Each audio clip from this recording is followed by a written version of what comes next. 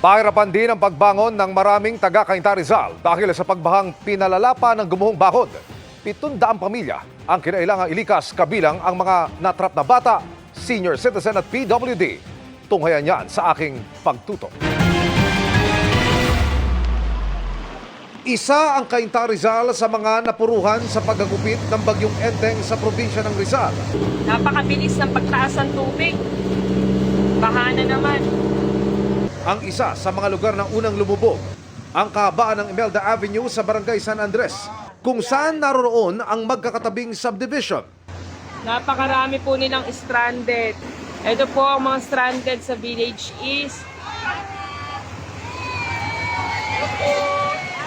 Kuha ito kahapon. Ayan, PWD, yung bata. Habang inililikas ng barangay ang mga naipit sa loob ng Village East subdivision.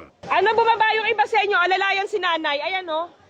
Ayon sa lokal na pamahalaan ng Cainta, napalala ang sitwasyon nang gumuho ang ilang bahagi ng mga bakod ng ilang subdivision dahil hindi kinaya ang rumaragasang tubig mula sa Antipolo. Kaya ang tubig mabilis ding tumaas. Sa katabing Vista Verde subdivision, lumubog sa kulay lupang tubig ang mga bahay. Kasama na ang tahanan ng pamilya ng senior citizen na si Jerry Ligutan. Hindi kayang pumasok ng mga sasakyan kaya ang mga tao, no choice, susuong talaga sa baha sa ayaw nila o sa gusto. Paghupa ng baha na iwan namang nakalutang at nakabara sa daluyan ng tubig ang isa sa sanhi ng problema, basura. Sa kalapit na Karangalan Village, wala na ring malakaran ng mga residente dahil ang tubig nasa bungad ng pintuan.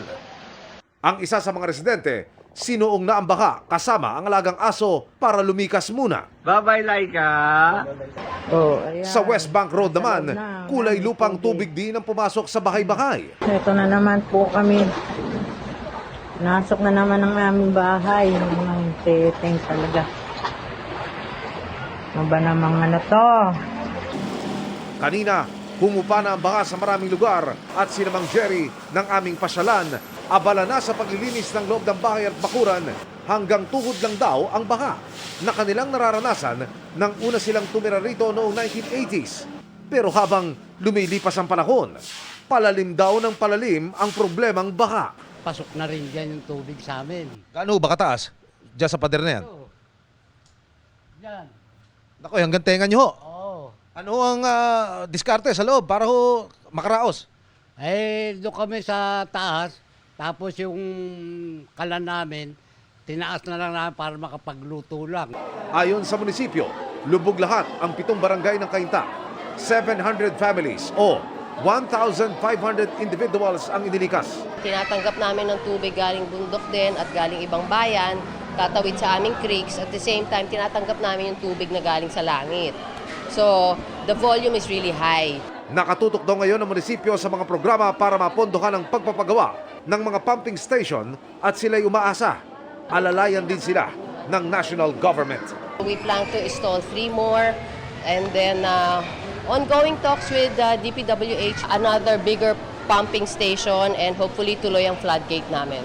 Para sa GMA Integrated News, Emil Sumangil, Nakatutok, 24 Oras.